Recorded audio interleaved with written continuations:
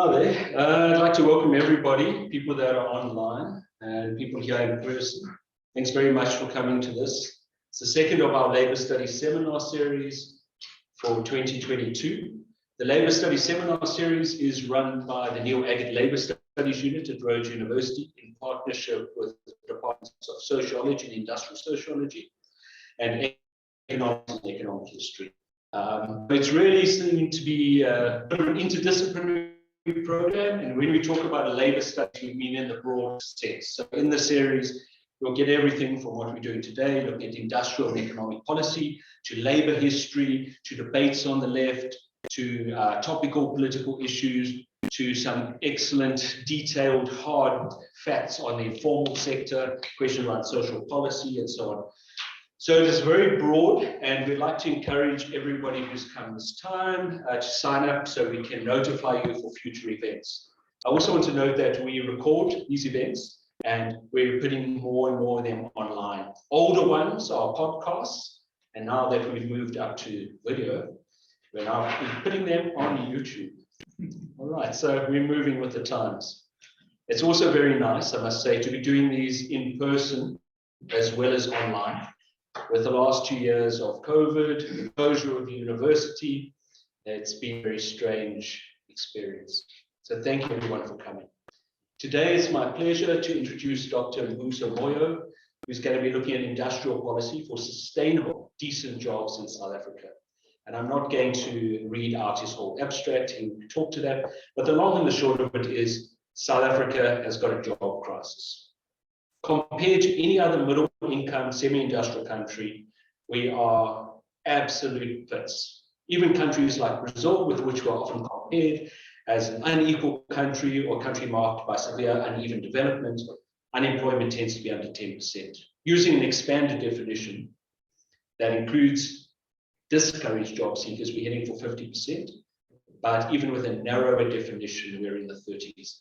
And this cannot be blamed simply on COVID. It's a problem that's gone back to the 1970s, mass structural unemployment. We topped nearly over 9 million before the lockdown. We can't blame it on state capture or anything like that. It precedes it, but it's getting worse. Question is, what do we do? Successive governments in South Africa from the late 1970s have put their faith in free market policies, which some would call neoliberal, deregulating trade, privatization, outsourcing from the state, trying to create a lean, mean economy that is exposed to the cold winds of global competition. Well, whether that works will be part of what Dr. Moyo is looking at. Now, just to introduce Mbuso. Mbuso works for the Friedrich-Ebert-Stiftung, which is a German development funder. It's also been a partner with NOLSU for many years. And I'd also like to thank the FES for being one of the stalwarts of our projects. FES also funds very generously these seminars, and Dr. Moyo will be leaving FES. He's taking up a postdoc at UJ and going to his true passion of academic work. Dr. Moyo's work was looking at unemployment and youth responses in the Royal Bafokeng Nation, which is often seen as a perfect case of partnerships between mines and communities. The picture is not that pleasant, actually. So without further ado, Mbuso, the floor is yours. We normally run 30 minutes to 50 minutes. It's really up to you. We will also have a few rounds of questions afterwards. And we would ask when we do questions that people raise several or German a clump and hand them back. Okay, don't be shy. I know there's some postgrads here. Sometimes people feel very diffident, but I think it's completely incorrect. I think this is exactly the sort of space that postgrads as emerging scholars can and should engage with. So thank you very much. Oh, by the way, I'm Professor Yusuf from Gold. I should say that. Thank you very much. Mwalimu, I always say Mwalimu, Professor Share, for the introductory remarks. I really appreciate. And also for inviting me to speak here. I gradually came here. We started talking about this seminar last year, maybe a year before. Actually. So thank you very much to Ms. Chen, and thank you very much to Mr. Valens for the logistics and to the Friedrich-Ebert-Stiftung, my organization, for supporting my being here in the labor seminar series organized by NASO. And indeed to my colleague at FES, Naveen King, organizing the logistics yesterday. I came at night and everything was perfectly in place. And also to you who are here, it's quite nice to meet you physically. It's been a long time since we last were able to meet people physically. We only saw each other on little computer screens. It's quite nice to meet you. And those who are attending virtually, really, thank you very much for being here. I chose this very broad topic, industrial policy, and I noted in there quite big ideas about sustainable, decent jobs. And as Professor has said, we have a crisis of unemployment in the country. But of course, we have many crises in South Africa. We have many crises. The job crisis is what we always talk about every day, because I think it links to a number of other pathologies that are affecting. Each time you listen to this debate, you are told about the fact that something urgent must be done. And if you have been listening to this debate, you would actually remember that this idea about urgency has been there for the past 30 years.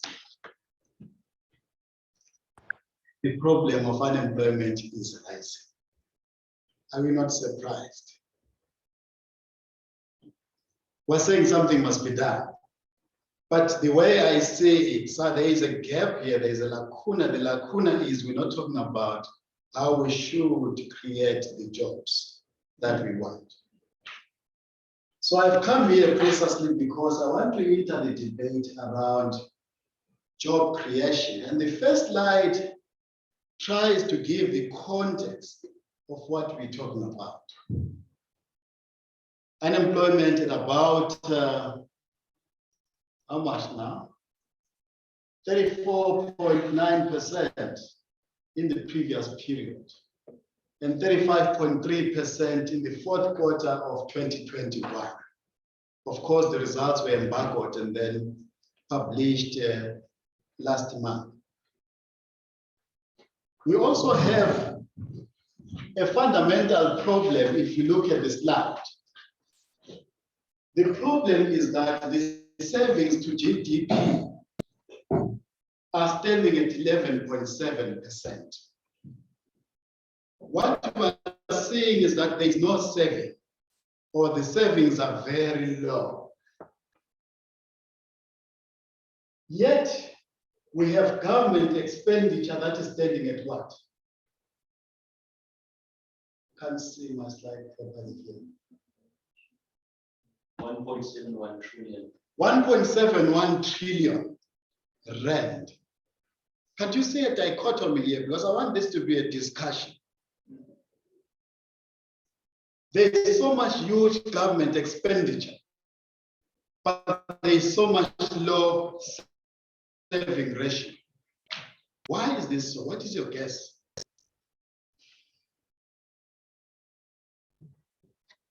Because if you are to talk about industrialization, investment, and investment by the private sector and government by and large. But there is so much low investment. What that means is that government expenditure is going to the consumption dimension. So much money is being expended in consumption. But what is the consumption? You must give the details. The consumption is the construction of schools, the hiring of teachers, construction of public hospitals, clinics, and etc. But here is the dilemma here. The dilemma is there is a public lamentation that the government wage bill is very high. that government, in order to improve the fiscus, has to curtail, has to reduce the public wage bill. But how do you reduce the public wage bill if there is so much a demand for new schools in the Eastern Cape? If there is so much demand for classes, for the construction of toilets? What I'm talking about is that there is a dilemma when we're speaking about the creation of decent, sustainable jobs through the instrument of industrial policy. The dilemma is that there is a necessity for investment. And one of the organizations or the entities that must take the lead in investment is the government. Because if government does not invest, it must not expect anyone else to do so. But this dilemma we're talking about also speaks to the kind of society and economy that the ANC government inherits in 1994. It inherits a society and economy characterized, as Professor said, by massive unemployment, by poverty, by underdevelopment in the Bantu states.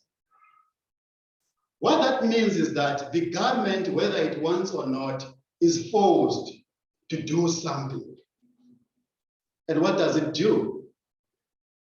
Because it could not leave the majority of the Black people who were excluded and segregated by apartheid in the lurch. It introduces a very comprehensive social welfare system. And that social welfare system, in combination with all these expenditures that I've explained, explain a huge government wage bill. Can the government avoid these things? Can the government avoid expending money into the social services? It cannot afford to do so. Why? Lest it risks a revolution. Yeah. And of course, we have the challenge of poverty. In 2016, 2017, Stats SA published a report which indicated that about half the population of South Africa, 30 million people, live under the poverty datum line. And the reason why they are poor is because they have no access to wage income, or they do not have the ability to generate their own income. So we are talking about this context, and I'm coming into this context to say we need an industrial policy which is going to be a broom to sweep or mop off the unemployment crisis, and do so in a decent manner. Why should we have to talk about decent work? We have a historical process of proletarianization, Satan breaker. What is this process? A process of the transformation of what were largely Black African cattle keepers and farmers into wage earners as a result of the introduction of the capitalist economy. When these people become wage earners in the factories and emergent mines, they are not recognized as workers or as employees until 1979. So in 1994, South Africa inherits an economy characterized by discrimination in the workplace. So it is important that we talk about decent work. Then in 1994, we see the promulgation or the introduction of a new labor regime through the Labor Relations Act, the Basic Conditions of Employment Act. All of these are meant to abrogate what were hitherto existing labor processes under apartheid. Yet even so, casualization, precarious work continues to date. And this is compounded by the emergence of what we call the gig or platform economy, Uberization of the economy, where if you talk to big technology companies, they will say that Uber drivers are partners in business. Yet, we do know that these guys are remitting much of the profit to these companies. They work about 10 hours a day or even more, but what they get in return is a pittance in comparison to what the owners of the technology are getting. Labor precarity, which is uniquely South African in nature. Of course, there is an increasing number of what we call the working poor. And I want to give you some details here about what we mean by the working poor. If you may allow me some minutes to read out some details.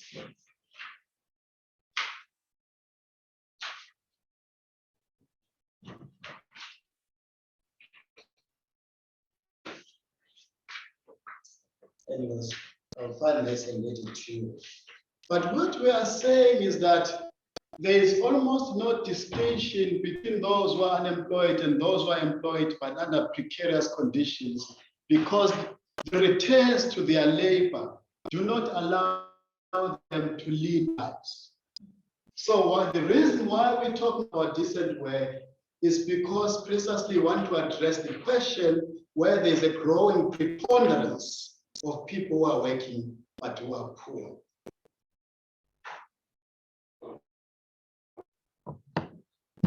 And why?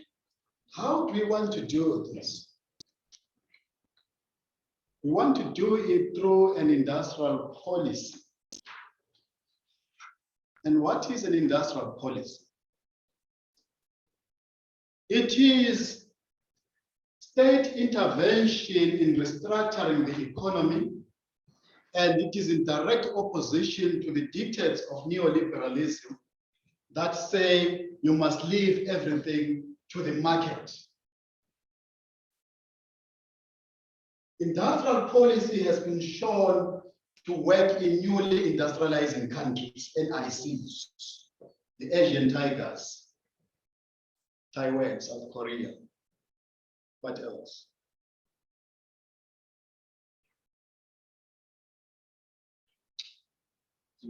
Singapore, Japan as well. Yeah. Why is it important? Because it enables the state to identify and direct investment in high job creation sectors of the economy. What I've seen in the debate is that we often talk about the need to create jobs, but we do not say how we should create jobs. And I think, and I believe, that the instrument of industrial policy can assist us to do so.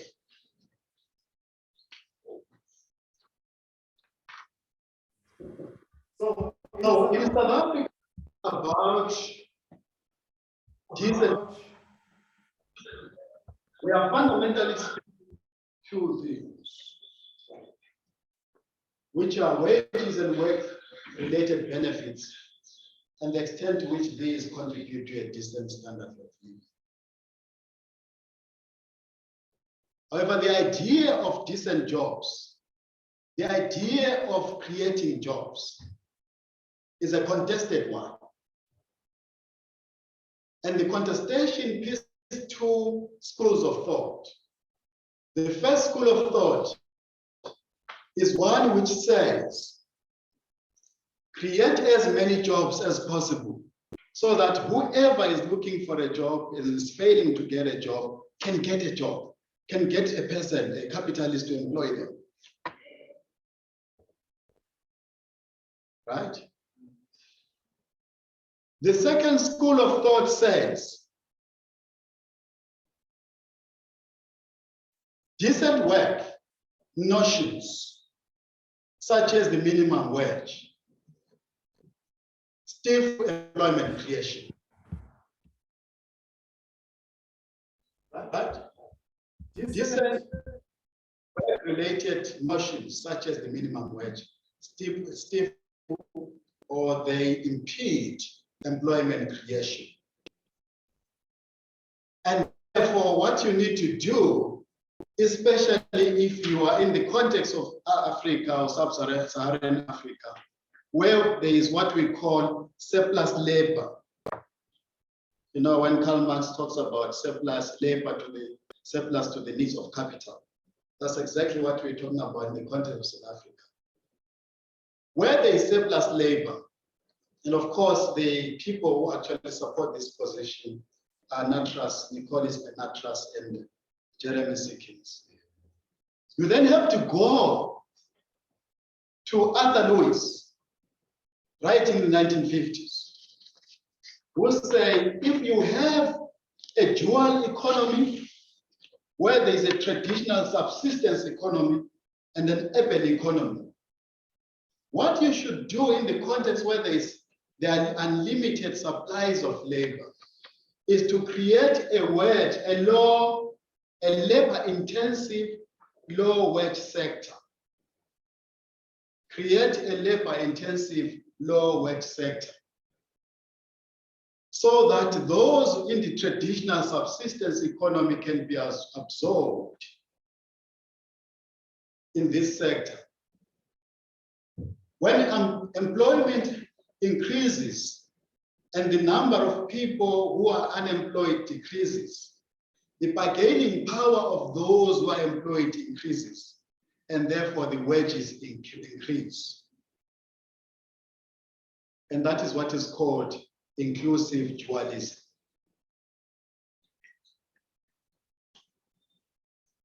Yeah. Inclusive dualism meaning the majority of the people in the subsistence economy are now getting included because they were hitherto excluded.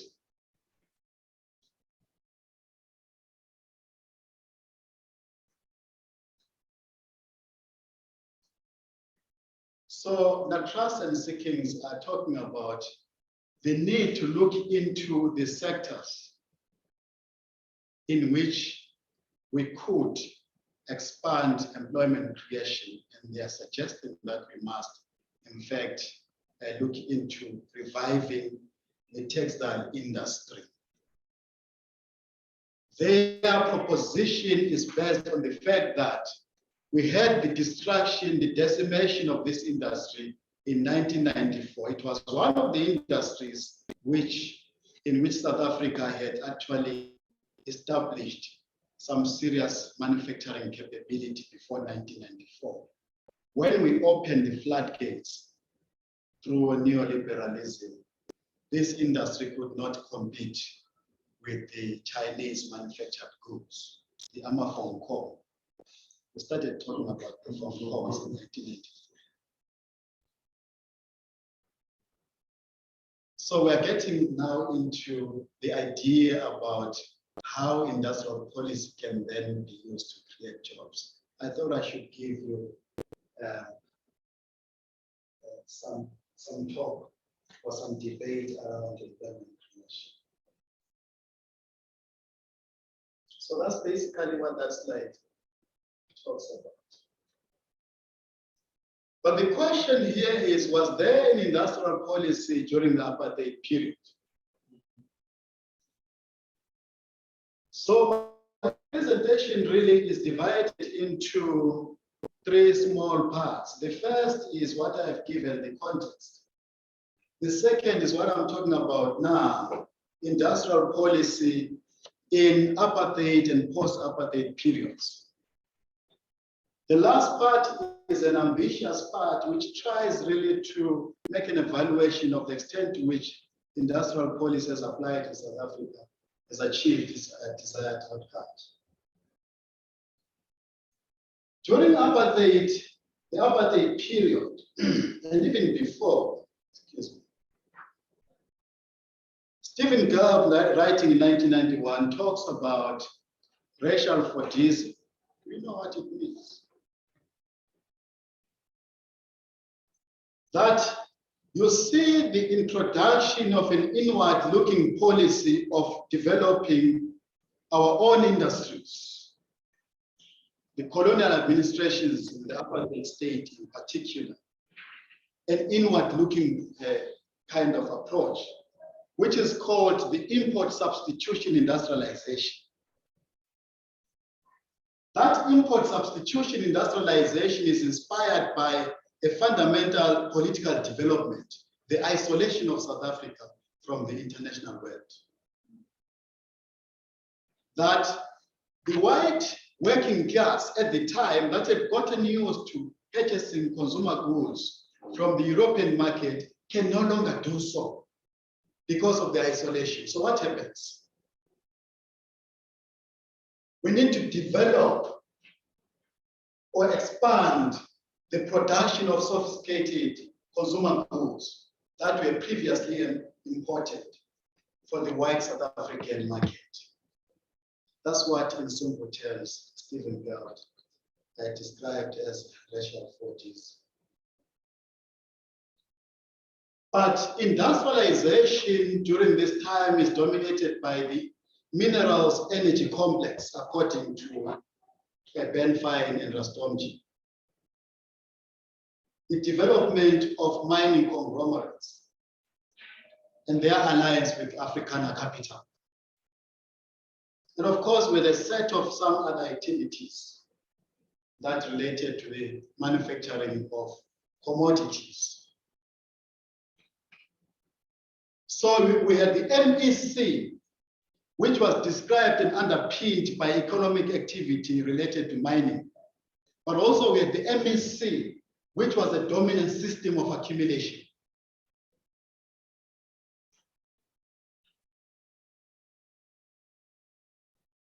What did industrialization and import substitution industrialization mean and entail during the apartheid period?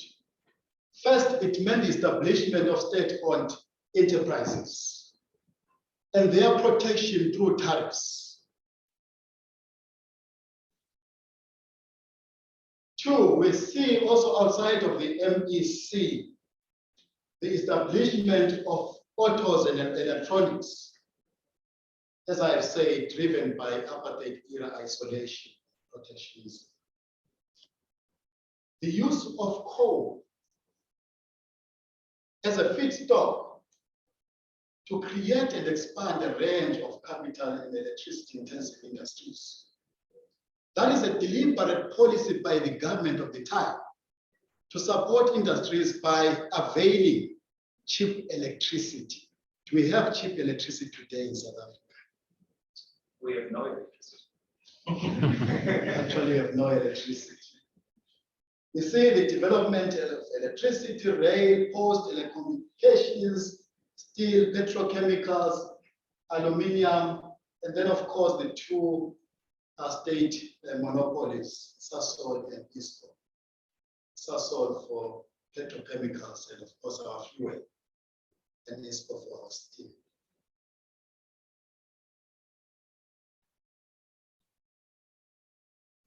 And what is quite interesting, and I think I was speaking to somebody this morning, was that the apartheid state also made a deliberate attempt at developing industries in Bantu states or on the edge of Bantu states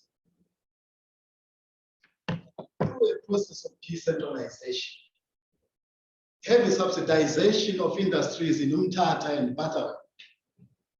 But sadly, when apartheid, the end of apartheid comes in 1994, the government ceased to subsidize.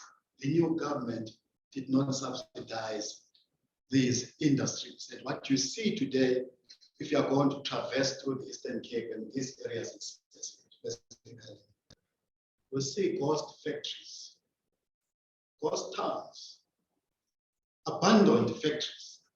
And I think you'll be very much familiar because you're from the Eastern Cape.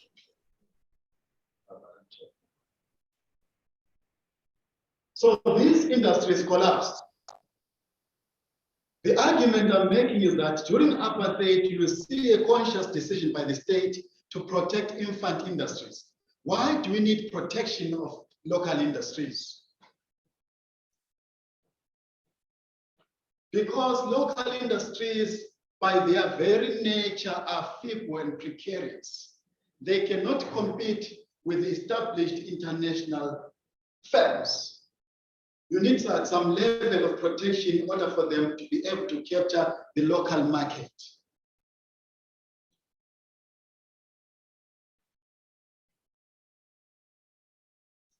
He also had an instrument of financing development, which is quite a controversial one here. The ITC, established in 1940, to do the things that I've just said here.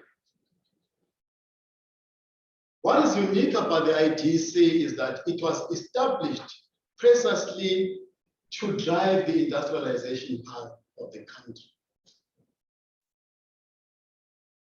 The institution was not established to compete with the existing commercial banks.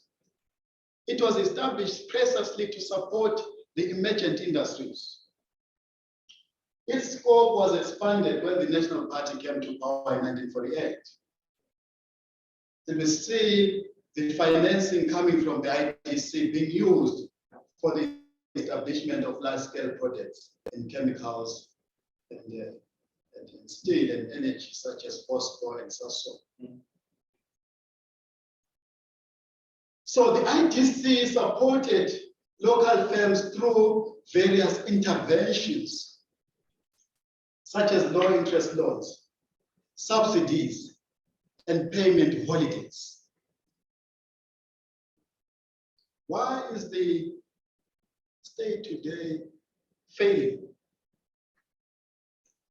to support SMMEs? Why? I agree with my assessment that they are collapsing, if ever they do exist.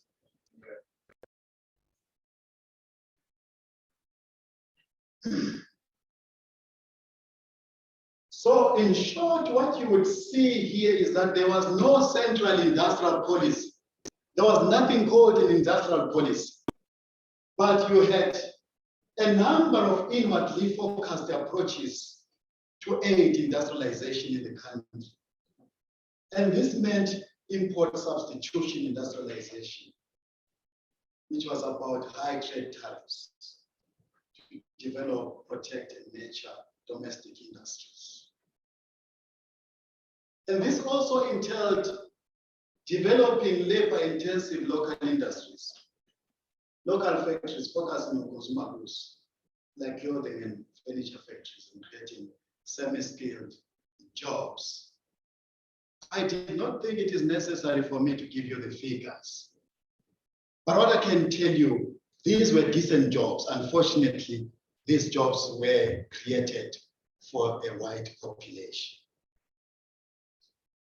because of segregation. We also see big state expenditure on state monopolies. But of course, by the end of apartheid 1994, import substitution industrialization had become unsustainable. The global community was gravitating towards neoliberalism, open markets, and etc. And therefore, even before 1994, the apartheid state was beginning to abandon import substitution industrialization. What is important is that the state had indeed established quite serious manufacturing capabilities in a range of downstream sectors, including fabrication, capital equipment, automotives, and agro processing.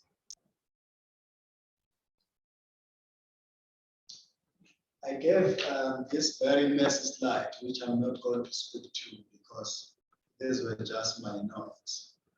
I'm going to go to the period 1994 to 2007. Again, during this period, there is no explicit industrial policy. What is important to emphasize is that the ANC assumes power at a time, as I have said, when the world is gravitating towards neoliberalism. And neoliberalism is at war with the tenets of import substitution industrialization. The emphasis is on lean government, austerity, and open capital accounts. The ANC stance is initially informed by the RDP, the Reconstruction and Development Program, which is certainly not even in 2 years' time replaced by GEA, the Growth, Employment, and Redistribution Strategy, which was in line with neoliberalism. It was predominantly a supply-side strategy. Establish the manufacturing capabilities of South Africa and sell your products to the international global market. And allow anyone who wants to come and invest in the country to do so, because foreign direct investment is going to improve South Africa's manufacturing industrial competencies. But also under GEA, we saw an extension of grants to SMMEs.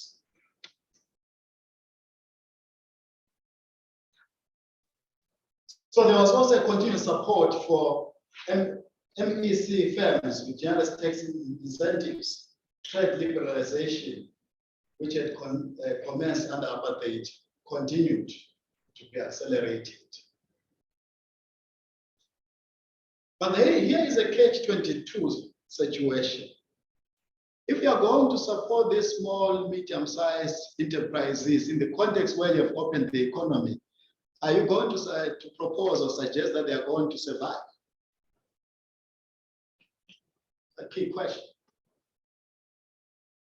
Another question is, what is the level of support that you give to these SMMEs?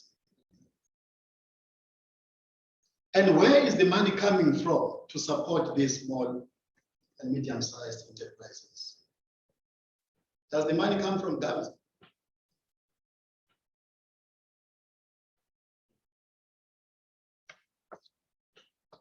So basically, that was that about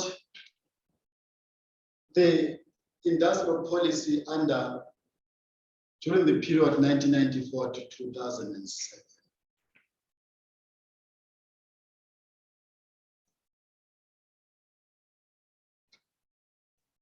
We talk about this and refer to it as the Washington Consensus period. Then from 2007 onwards, we see a formal adoption of industrial policy, the National Industrial Policy Framework, the NIPF, which replaced all the interventions that we have had, which were not really formalized from 1994. And the industrial policy action plans became the blueprint for the implementation of this industrial policy adopted and approved by Parliament in 2007. What it first does is to reject the Washington consensus of one-size-fits-all approach. And the key interventions are as follows. The promotion of diversification beyond traditional commodities and non-tradables. Intensification of South African industrial process and movement towards a knowledge economy. Promotion of a labor-absorbing industrialization with a particular emphasis on tradable labor-absorbing goods and services and economic linkages that catalyze employment creation. Promotion of a broader-based industrialization path characterized by greater levels of participation of historically disadvantaged people and marginalized regions in the mainstream of the industrial economy. Those are the objectives of industrialization or the industrial policy from 2007. But what is important is the idea of targeting. And the idea of targeting means making a diagnostic of the economy and saying what sectors of the economy can the state promote in terms of subsidization, in terms of protection, in order to enable these sectors of the economy to improve their labor absorbing capacities. At the same time, after the COVID-19 came in, the president introduced the Economic Recovery, Reconstruction and Recovery Plan of 2020, which also identified 9 key policy interventions, including employment-oriented strategic localization, reindustrialization, export, promotion.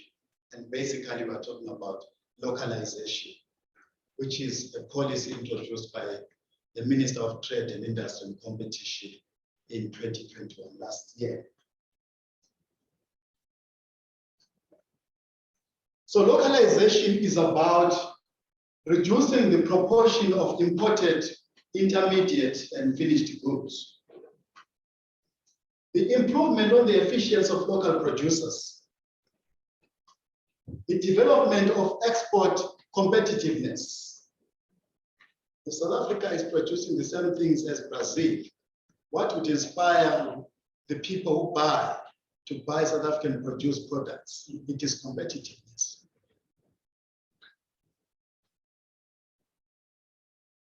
What is the quality of the products that we are producing? Localization, therefore, is inspired by what people are lamenting as our appetite to export unprocessed raw materials, and therefore losing on the opportunity to create jobs through beneficiation. And so when we speak about localization, we're talking about targeting 3 priority areas: auto and auto components, clothing and textiles, and of course, mineral beneficiation.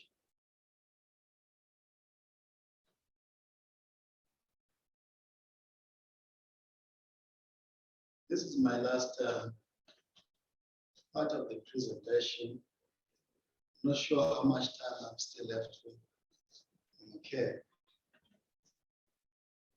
I avoided having to give you the figures about employment creation because I want to cultivate a debate around employment creation through industrialization. But I want to give you these controversial arguments here because I think they are important and they actually occupy the gist of the problem. I am saying, I'm making this argument here that there is a discordance, there is disharmony between the imperatives of creating jobs and our macroeconomic framework. That's the main argument I want to make here. Why am I making this argument? It's because despite the implementation of all these interventions from 1994, we still remain with the picture that I presented at the beginning. We're talking about the data published in March 2022. 35.3% of unemployment. That's 7.9 million people who are looking for somebody to employ them and are failing to get that somebody. If we use the expanded definition, we have about 46.2% of people unemployed. Manufacturing occupied 22% of the GDP in 1994, 22%. Today, it occupies 12% of the GDP. So we're saying despite the interventions, the manufacturing capability and therefore the job creation capability of our manufacturing sector is dwindling. There must be a problem. So we are seeing an upward trend in the decrease of our manufacturing capability, an upward trend in unemployment. And if something drastic does not happen, these trends are not going to be reversed. Yeah. So the future industrialization is unlikely to impress unless something changes. What is that something that must change? I'll jump that slide. I'll talk about the controversial things. Two things must change: our fiscal policy and our monetary policy. I'm not an economist per se, but I think economists in the room or in the virtual platform may assist me to explain what fiscal policy is. Fiscal policy in very simple terms is about what does government use the money that it receives through taxation for? Yeah, we talk about the fiscus. Where is this money going to? The government is not serious about supporting small, medium-sized enterprises, despite the fact that there is clear evidence from newly industrializing countries that these small enterprises are the main creators of jobs. Yeah? And there is some dichotomy here. The government is following a process that says we want to support our SMMEs, but we are going to support them through grants. We're not going to actively seek to establish our own industries, just like what happened under apartheid.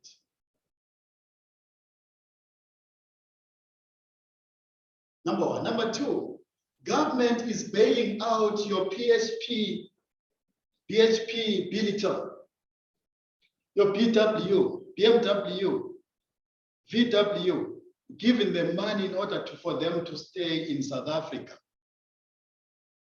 Basically, government is not promoting the establishment of new industries or new investment.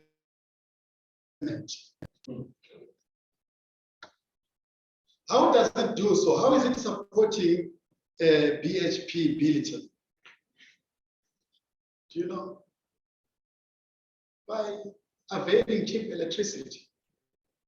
Every day we're load shedded in Grahamstown, but if you go to where BHP Billiton is, they are never load shedded. One could say that where does government enter because electricity comes from ESKOM? How do we establish the link? How do we link the dots? The dots are as follows. Government is always bailing out ESKOM. ESKOM is always availing cheap electricity to these companies. So by extension, government is bailing out what? These companies, with the expectation that when these companies expand their production, they are going to reinvest their money and expand industrial employment creation. Is that happening? They are exporting their dividends to their parent companies in Europe. So fiscal policy of supporting SMMEs is not available at a large scale.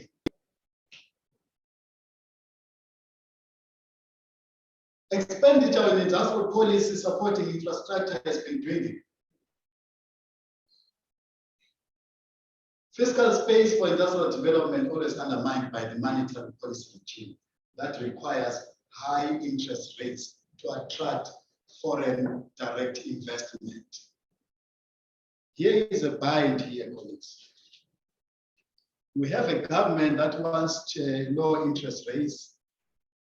Then we have got SARS that wants high interest rates. Then what happens is that we have a challenge where those who want to establish businesses, expand their production, have got to get money from where? From the banks. And when the small, medium-sized enterprises are approaching the banks are going to look at their faces, and what they will see is risk. So these small businesses are not going to get the money. And what the fiscals or what the banks are practicing are what is called quantity rationing. As I told someone here this afternoon, 1 out of 20 applicants who apply for loans to establish and expand their businesses gets approved. 1 out of 20. That's quantity rationing.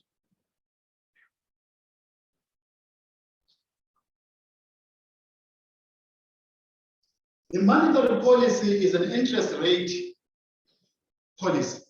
We don't have a monetary policy, that's my argument in South Africa.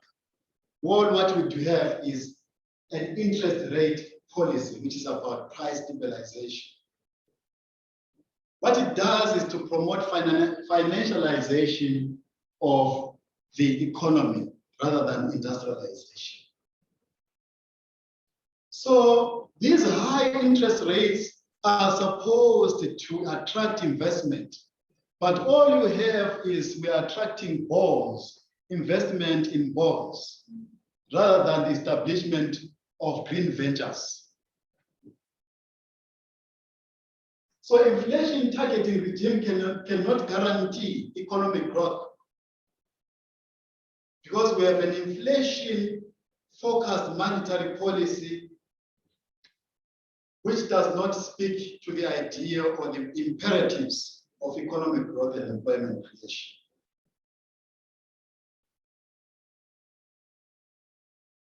So economic growth, despite what the orthodox economics are saying, is not an automatic outcome of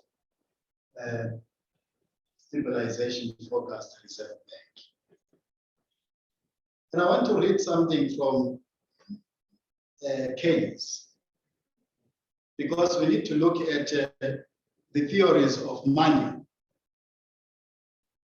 The idea here, the traditional view of banks is that the banks are going to take the totality of our savings, right? Your savings and my savings, and they then lend the money out. And by so doing, they play a central role in economic and industrialization process. But the banks in South Africa are not lending money out. They are investing money in speculative bubbles. Yeah. So I want to read something here just to illustrate my point.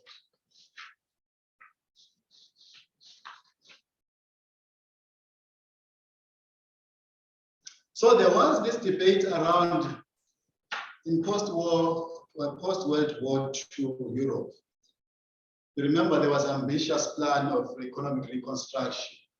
And the main debate was, where is the money going to come from? Remember that debate, and then those who studied history remember the Marshall Plan.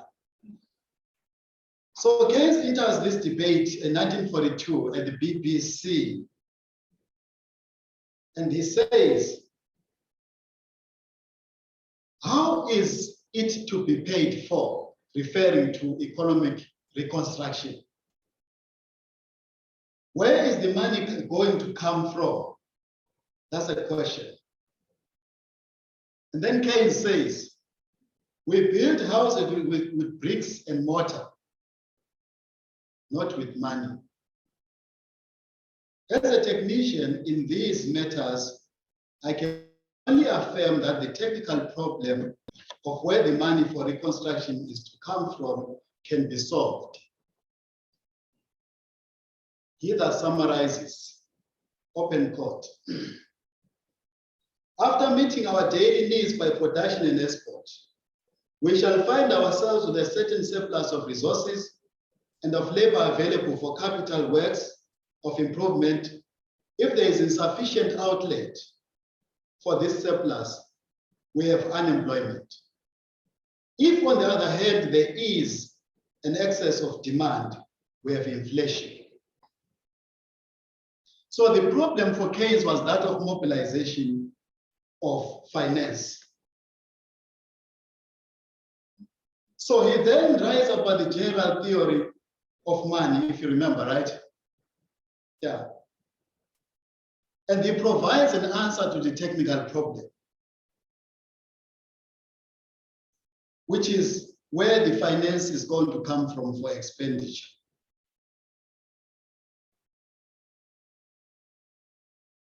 He says that the money is produced by the banks. He says we do not need a general theory of money in order to resolve the technical problem of finance, because it had already been dealt with by the earlier writers. So the point here is that voluntary saving cannot constrain expenditure, whether it is public or private. What you need are the banks that are willing to lend money, because banks can create money. What we are facing in South Africa is that we have a government that is facing fiscal constraints. And it will always propose the argument that it does not have enough money to support SMMEs. At the same time, we have got a regime in which you are going to go to a bank as a small business owner and apply for a loan and won't get the loan. If you're going to get the loan, then you're going to get it at an exorbitant price. Then how do you resolve the question of financing for industrialization? You resolve the question of financing for industrialization by having a government or a reserve bank that does the same thing that was done in Bangladesh. And this is another case study I want to read for you. In Bangladesh, at the height of the crisis in 2009, when there was poor external demand for agricultural goods, or when the exports from Bangladesh declined, the governor of the Reserve Bank of Bangladesh did many things. And this is one of the things they did. It took a decisive action to offset this poor demand for agricultural products from Bangladesh by injecting capital towards farming and non-farming SMMEs in order to stimulate demand, by redefining the role of a typical central bank governor. Dr. Atwa Raman, the successful policies have helped millions of Bangladeshis to open bank accounts and forced the banks into lending money to farmers. SMMEs, women entrepreneurs, and green textile businesses, while at the same time keeping speculative investment. In his own words, the governor said, our monetary policy strength is that we do not put money in the air, as many Western countries have done. We put money on the ground so that some seeds are sown and we get products. Basically, we are not placing money in unproductive expenditure or in something speculative. Instead, we are providing money to agriculture, green textiles, and SMMEs. We make it mandatory that at least 15% of the funds are given at a lower interest rate. The argument that I'm making here is the government is the main institution that licenses banks. It can therefore give a directive, as the Japanese government did, to say the banks must lend this much at this interest rate to Mitsubishi as a motor industry. But the government in South Africa is not doing that. So that's the point I thought I should use to illustrate the discordancy that exists between our industrialization imperatives and the monetary and fiscal policy.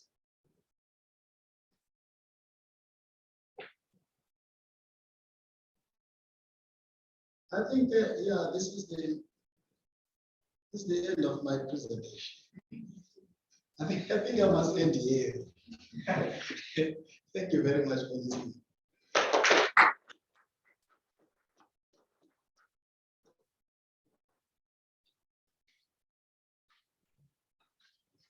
Thanks very much, Mbuso.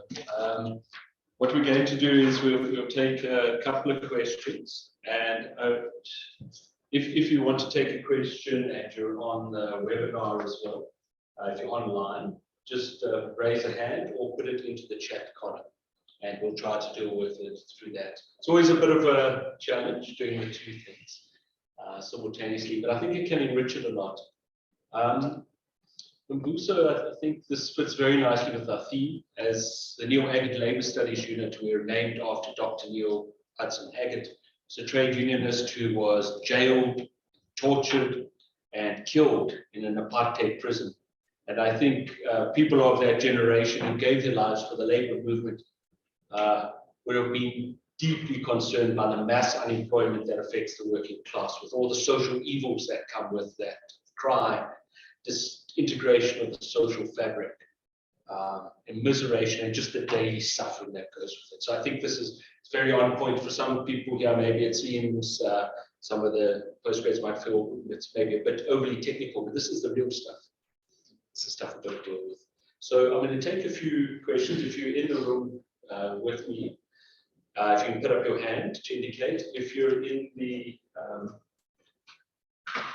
if you're online, you can either put it in the chat or you can raise a hand. And we've got two people looking and moderating. So any questions here? Okay, I've noted you, Luca. Let's take one or two more. Leroy, Prof. Rogan. All right, I think those, and Wisdom. All right, I think we'll take those from now. Luca. I'll read my question because I really wrote it when I saw this video presentation. But before I ask the question, I want to just make 2 points that often when we compare competitively about industrialization, we often look at it from the point of view of, we don't see that in certain cases, mostly like in the so-called NIC, you have new ruling classes there which are deciding on this direction of, it's almost like having Nazis decide how they're going to grow the economy after they take over the country. So we are not looking at how people in the country themselves think their country can go.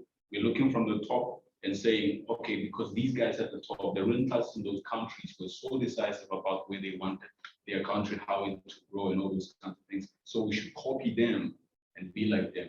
Because I say this because in the case where you give an example with the RDP, you are not mentioning that the RDP was a people-driven, it was a worker-driven macroeconomic development.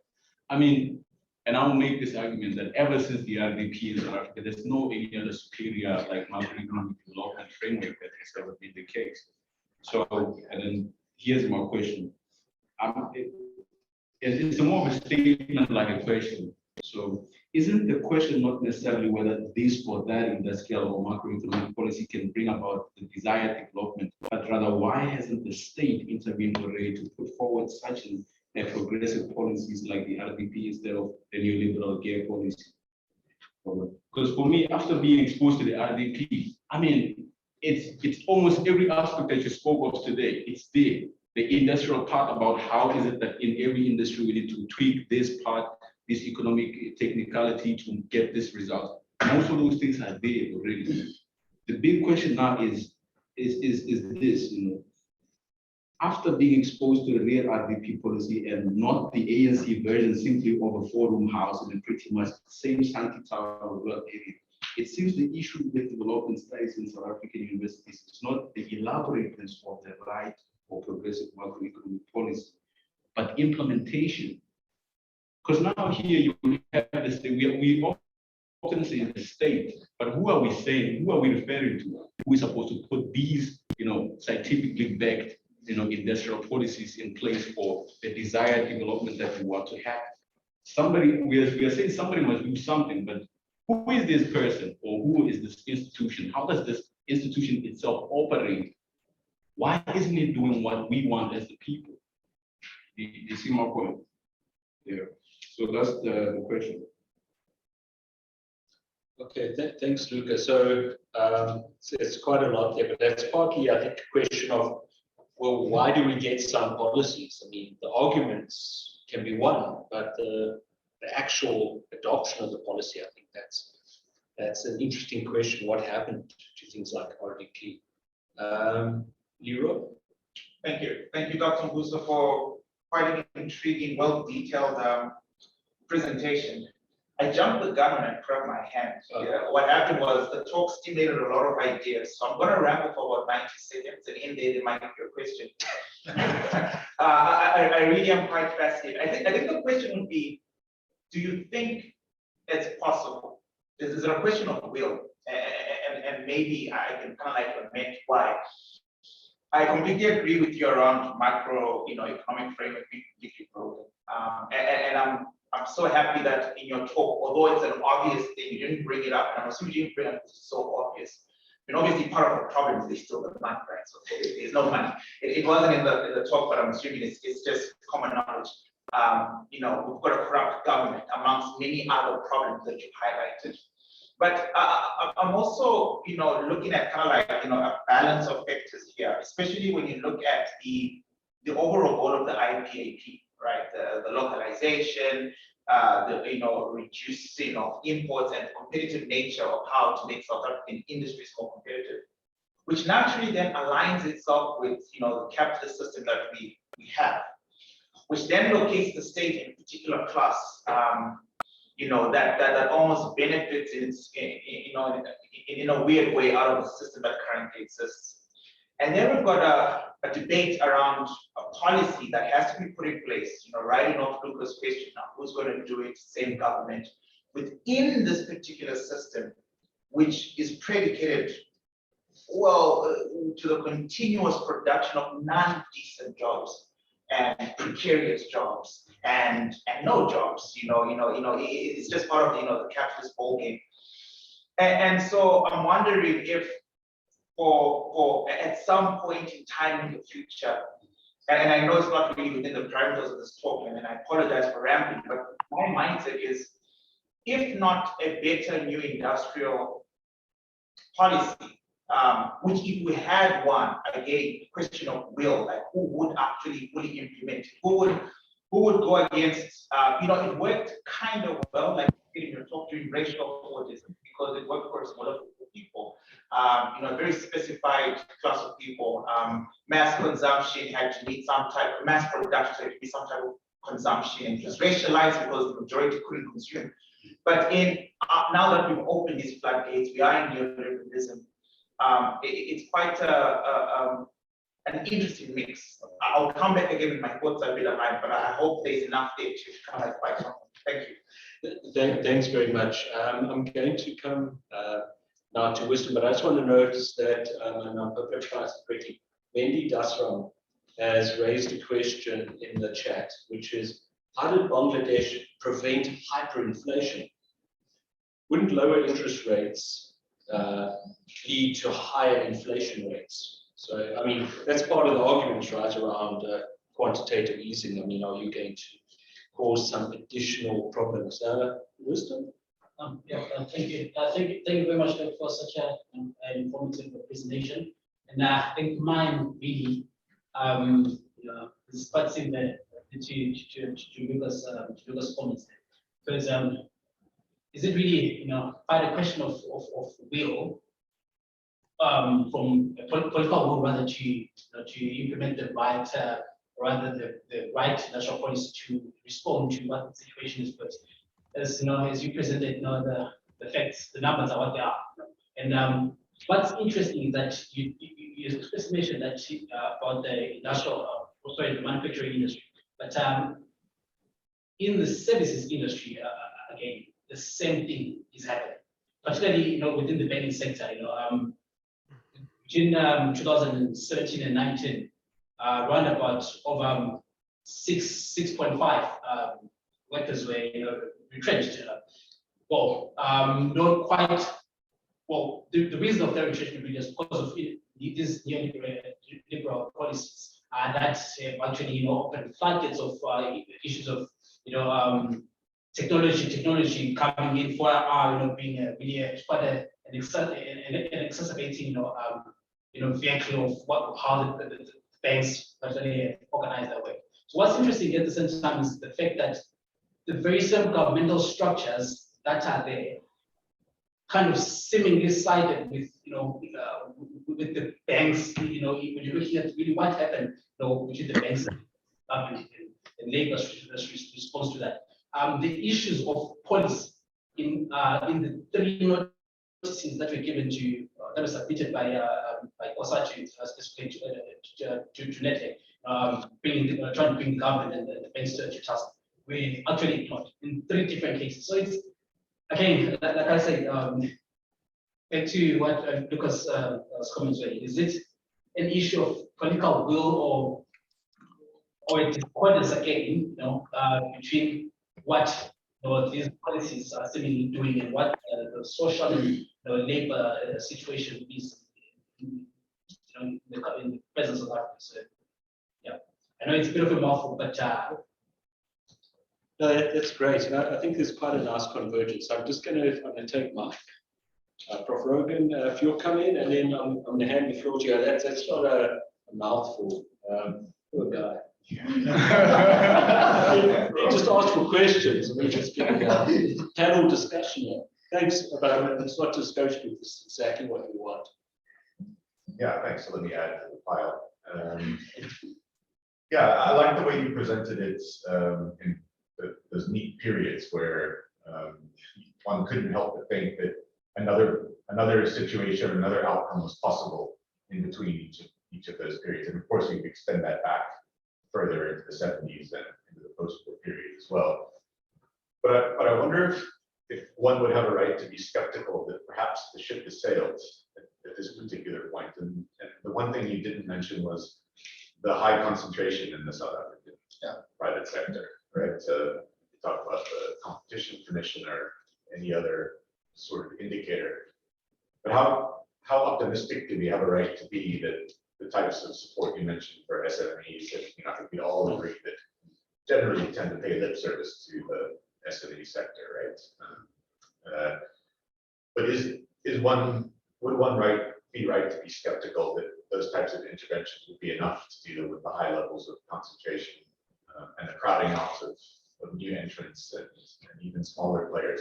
I mean, some of the nuance with the seekings and the trust piece is obviously that there's a sort of unholy coalition between the state and big capital, which crowds out smaller capital. And then if one thinks of the Four Tigers or the East Asian NICs, it does seem that they started their industrial policy and their particular approach with something more of a blank slate than we have in South Africa for historical reasons. So maybe just to push a bit and say how optimistic can we or should we be given the structure. Of course, the history is there to explain why the structure of our private sector is the way it is. But is there any space for SMEs at this point in time? Right. I think if any other questions, if people could just hold their horses. I see one from Edwin and Nisha from the Michael Buru Labour Studies Center in Nigeria. There's done quite nice stuff there. I've thought of a few, but I'm gonna let Dr. Moyo have a go before we overwhelm him. It's your feet. Thanks, colleagues, for your questions. My tradition is that if difficult questions are posed, I create my own questions and answer them. So I'll answer my own questions. The question about policy choices, Lucas, is a question that confronts the political class. And to the extent that they are not threatened in terms of their power and stay in preservation of power, they will continue to implement and side with policies that do not actually make a difference in the lives of the working poor, the poor people. And what you see in 1996 is the abandonment of the RDP for gear, for reasons, of course, some of which are external. The NC did not have a choice, and sometimes we do not choose from the best and the good in the West. We choose between the West and the bad. So what you see in 1996 is primarily a situation that confronts the ANC, but the situation is externally driven. And it had no choice but to adopt a neoliberal microeconomic framework because there was a threat from the Washington institutions, I mean, the Bretton Woods and the World Bank saying that, remember, the government in 1994 inherits a huge debt, and it had a huge facing a huge fiscal problem. It needed money. In order to do so, it had to play to the tune of those who had money. But the question, therefore, to me, isn't about whether it's the RDP or GEAR. The question is about the government attitude and position towards small business enterprises. What is the position? Why is it that the government seems to say that, and I'll come to a point, we are going to aid with those with the big capital? We missed an opportunity, Prof. The opportunity through the BEE policy. But the BEE policy was about assisting politically connected people to buy shares in existing established industries, rather than using government policy as an instrument of establishing new small businesses from scratch. Comrade Leroy, and I think that addresses your question, Wisdom. Comrade Leroy, thank you very much for your music. I really agree with you to say that during apartheid, of course, it was mass production for mass consumption by a specific class of people. Post 1994, what is the problem? The problem isn't much of corruption. Of course, the problem of corruption is always there, it will be there. The problem is that of monetary policy. The problem is that of fiscal policy. Here is the situation. In order for there to be industrialization, there must be savings, right? And the first slide, I think, does try to speak to that. In order for there to be industrialization, there must be savings. In order for there to be savings, there must be investment. In order for there to be investment, there must be a developmentally oriented reserve bank. But the question is, who owns the reserve bank in South Africa?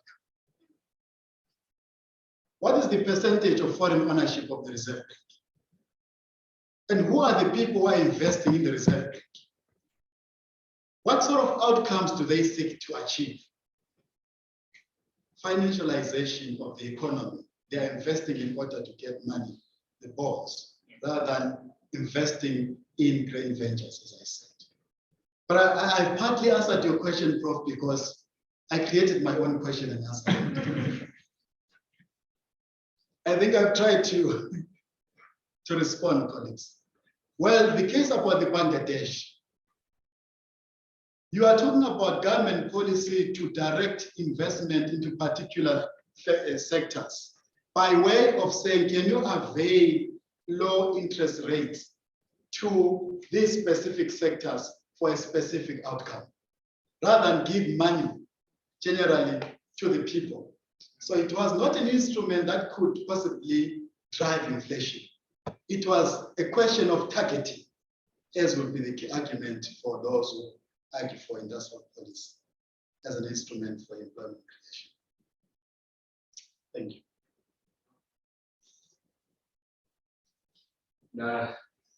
Thanks very much. Well, that was very deft. I'd like to start with the question, answering questions with questions. These are important academic skills. The other one, which would be, that is a very interesting thing. What do you think? We'll come back to that one next week. All right, so I've noted Edwin. I'm going to come on to that. Edwin, as I mentioned, is from the Michael Mbuso National Institute for Labor Studies in Nigeria. And he's asking, what does the speaker mean by the opening statement that precarity is inherently South African? So I think you're better placed to do with that. There's a thing from Wayne Fortain, who we know from Mbuso. How's it going? He says, I'd also like to know. I think the question is, were there other policies? If I read it right. I'm going to throw in my one quick as well. I mean, the one thing that you raise is our policies are contradictory in the sense that we have on the one side saying we're going to support SMMEs, on the other side we have monetary policy that discourages loans effectively to SMMEs. And we can think of many other examples. I mean, cutting back investment in ESKOM in the 90s and early 2000s while we're trying to attract FDI. There are many. So I think the one problem is, for me, maybe you can comment on that. Does the South African state have the capacity to coordinate effective industrial policy? So a lot of the literature, and some of which you mentioned in your paper, people like Evans and so on, they really stress how effective the Tigers were in coordinating policy. The centralized structure, we were able to coordinate a number of things and do planning, whereas South Africa, we have loads of policies and they overlap and they don't always even fit together. And even how they interpret it. So I was just wondering, does the South African state have the capacity?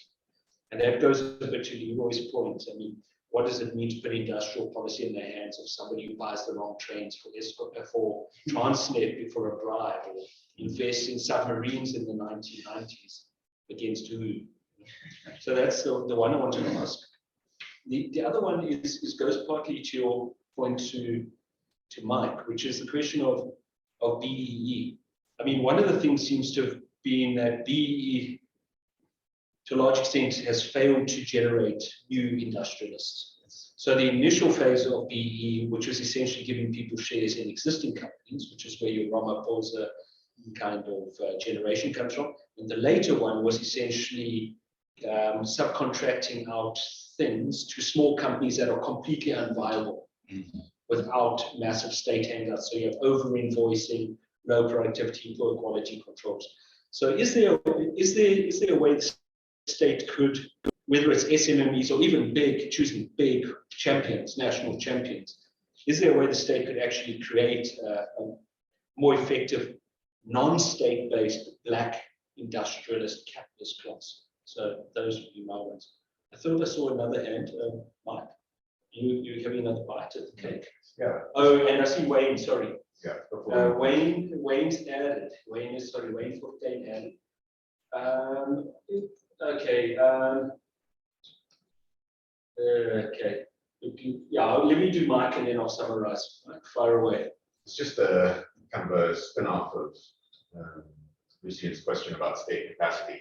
You know, maybe a politer way to ask is there alignment between DTI and the Department of Small Business and Development? What is it now? DBSD?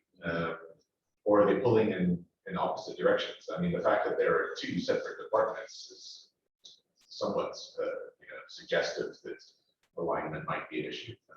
So really just asking for your perspective on that. Wayne is raising a number of things, but I think I can summarize and say it's similar to what you raised, how we do it with so much corruption going on.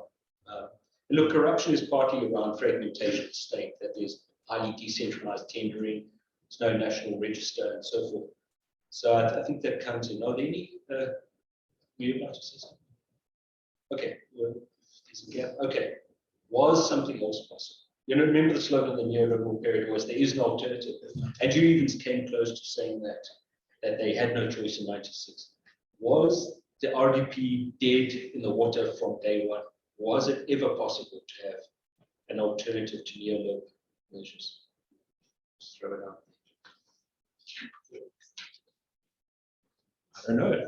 That's a big question. If presentations could be just presentations without questions. Yeah. Is precarity inherently South African? Well, maybe the way to answer this is to look at the process of financialization of the economy and the predominance of services industry in the country, which is, I think, a characteristic uncomparable to any other country in South Africa.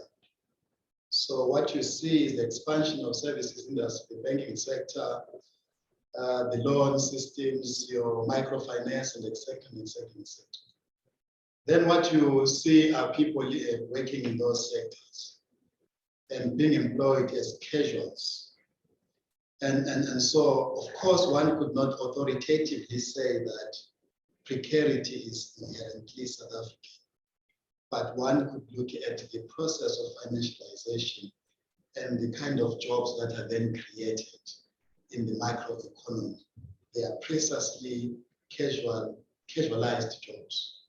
And they arise, I think there's been some research on casual jobs by, I think, Bridget Kenny at Wits University, looking at the characteristics of jobs that are created as a result of financialization. And of course, I think it's quite a ubiquitous occurrence, the emergence of the platform or gig economy that also adds to the existing challenge of precarity. So yes, I do agree to say that it's not uniquely South African, but there are undercurrents that produce a situation where we have the preponderance of these casual jobs in the retail sector, in the financial services sector. Then the question around BEE, and I think it's covered as a comment, is their capacity to coordinate industrial policy. I will answer it by some kind of a story.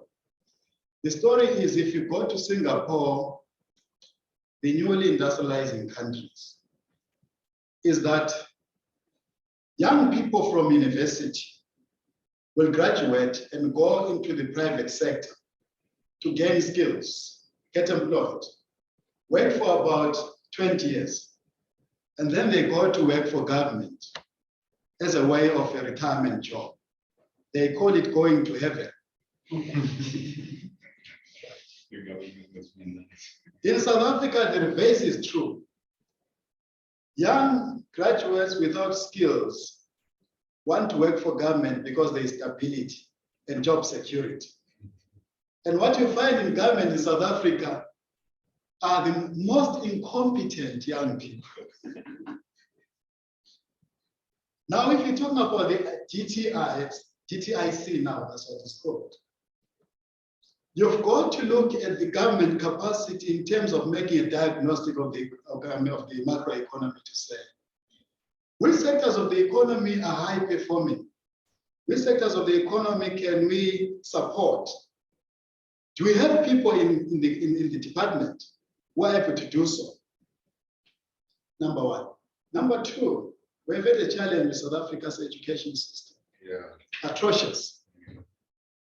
So the cadre of people who work for government is not the cadre that we can entrust with anything important, unfortunately. So there is no state capacity. And Peter Evans talks about embedded autonomy. What does it mean? A state that is insulated from the dictatorship of interest groups.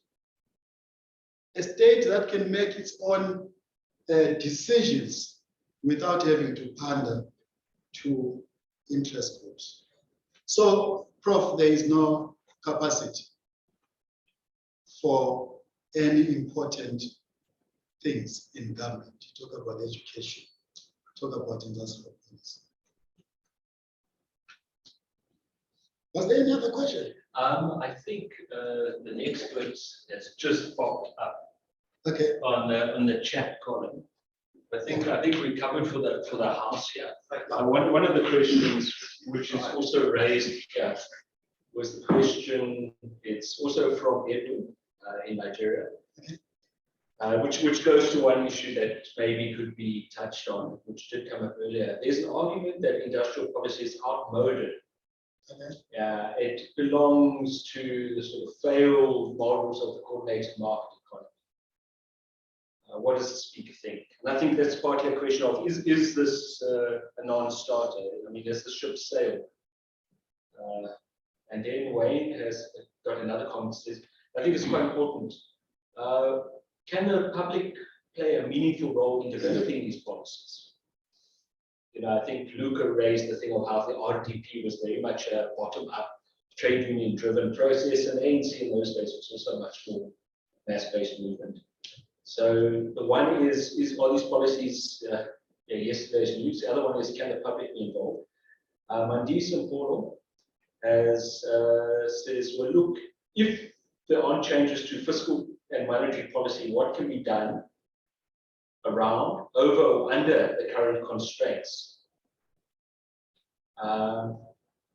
That's the one point. He speaks, or she speaks, about the inability to implement existing plans. For example, the National Development Plan, despite Pali Lehohla's public interventions, signifies a lack of will. And also raises, should South Africa's development finance institutions be satisfied with their inability to support a job-rich industrialization that meaningfully addresses the dire statistics? Okay, so is this yesterday's news, which I think is partly a question of, is this possible at all, or are we just listening in the dark? Can the public be involved? What can be done if these big policies don't change? I mean, can we, or we're betting everything on Ministry of Finance and the Reserve Bank? I hope this is the last round. I think we will make it the last round. I think we must say That's fine. close the show. Yeah, people getting the money's worth. So. Well, it's about if you want to define industrial policy, political choice, we must come to a point when those who govern our affairs are forced to do that which we wish. And if they don't do that which we wish, there must be a consequence. Exactly. The actions of those people who govern us will not change until it becomes dangerous not for them to change. And we have come to a precipice in the history of South Africa where something must happen. And we can no longer afford that to say that we must create jobs urgently. Because there are all signs on the horizon that there's something fundamentally wrong with our society. If something does not change tomorrow, already we have seen the emergence of vigilante groups. Now, of course, they might be attacking the victims, but these are manifestations of the fact that those who are governed are now taking power into their hands. It's a debate for another day to say that they're doing the right thing. But the question that it is becoming politically dangerous not to act. So if you are going to talk about whether there is hope that something must change, I say yes, there is. And the power lies in the people to force their government to do that which is important. Secondly, the Reserve Bank is central to industrial policy because the Reserve Bank can direct where money must go. And I'll repeat myself to say that there cannot be any industrialization in a country without money. And for as long as there's a continued discordance between the industrialization imperatives of the country and monetary policy and fiscal policy, nothing will happen. But of course, if nothing happens, the government might be forced to do something. I do not have an answer to say what is the hope, what is the future. But I'm saying we must rethink our monetary policy. That's my proposition. We must rethink the role of the Reserve Bank. We must rethink the presupposition that there is going to be industrialization through debt. No country has ever industrialized through debt. You can't borrow money in order to build your industries, because the person who lends you money is going to want it at a particular interval. And you are not going to have a space to direct where money must go to attend to your imperatives. And of course, as I said, Prof, we lost an opportunity to create new industries through PE. And that is the conundrum. That's the challenge. Yeah, I think that this is the question. Yeah. Thank you very much.